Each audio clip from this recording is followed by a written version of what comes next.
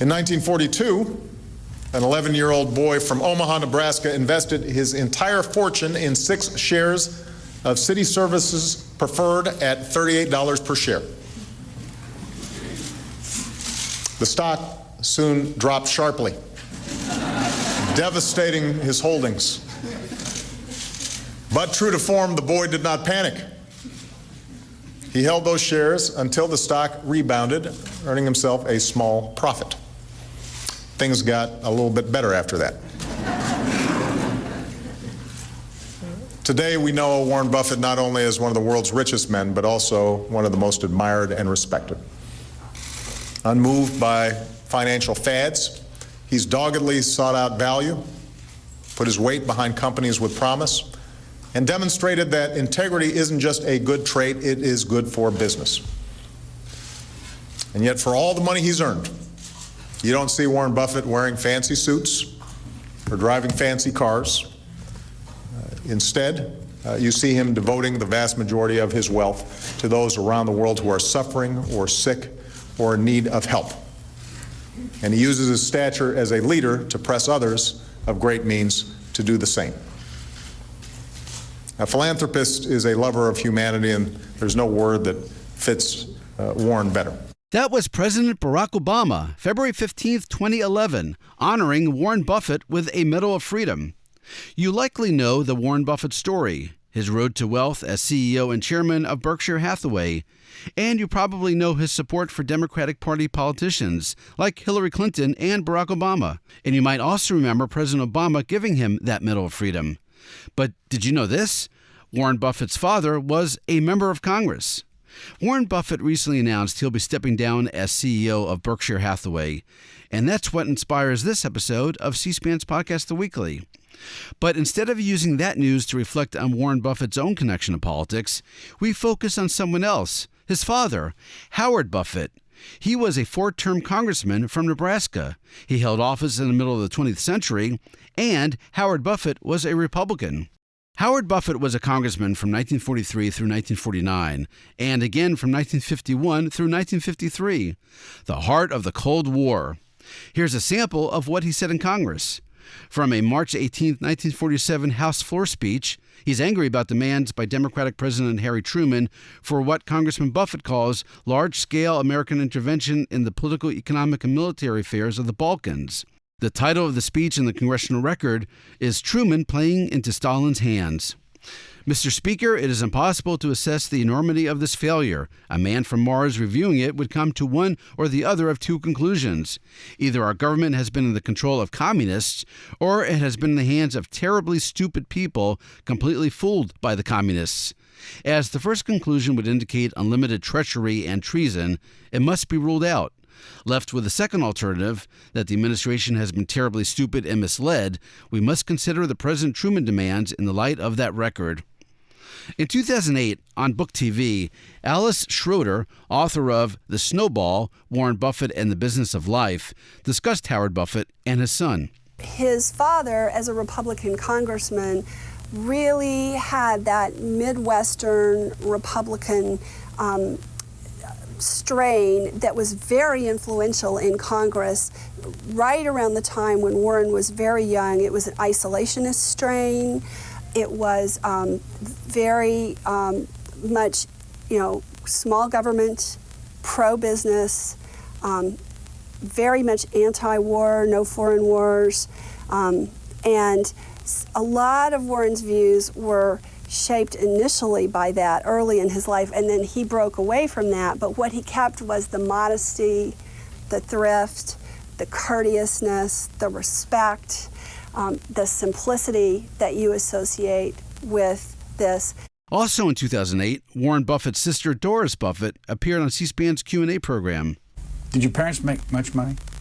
No, my father, that wasn't his prime aim in life. Actually, his first aim was his first interest was his relationship with God, and the second was his family, close behind, and third would be business. Now, the politics got involved with the first part of it because he loved America. He was a great patriot, and he was very, very concerned about the turn things were taken under the New Deal. My middle name is Eleanor. Nobody ever referred to it. because they had this deep-seated thing about the Roosevelts.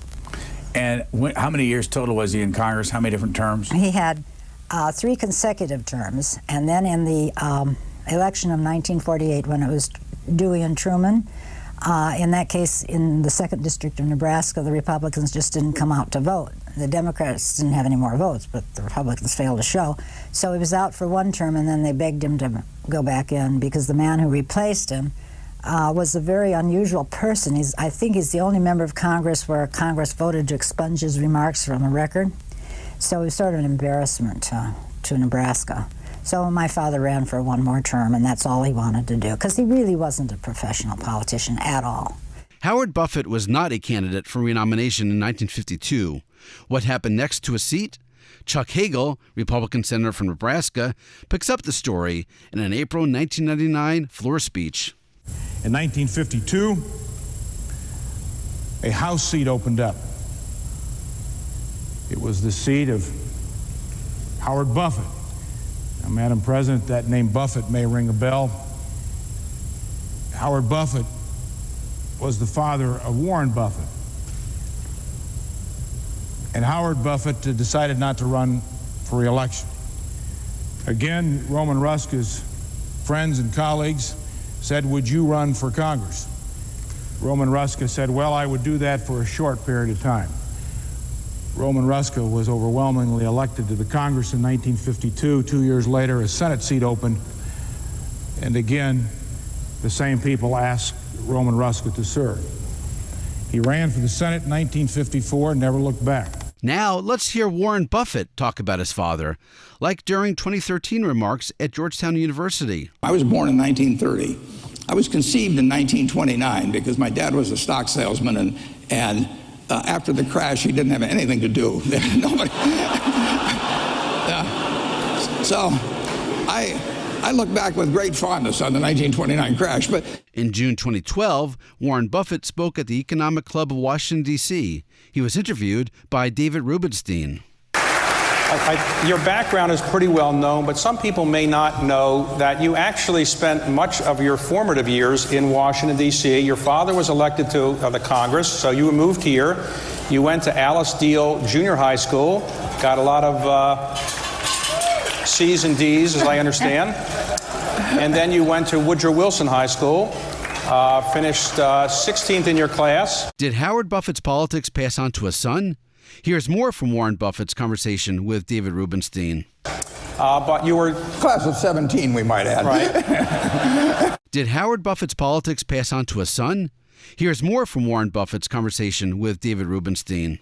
Now, your father was a very conservative Republican congressman. Right. And you were probably a liberal Democrat. Is that fair? Well, yeah, I was always very conservative back. You were conservative or when he was alive, right. And then you later moved further to the left. And it's fair to say you're a liberal Democrat now, or? Yeah, I'm not a card-carrying Democrat. I support certain Republicans, and I have. And actually, this year I gave some money to a Republican congressman.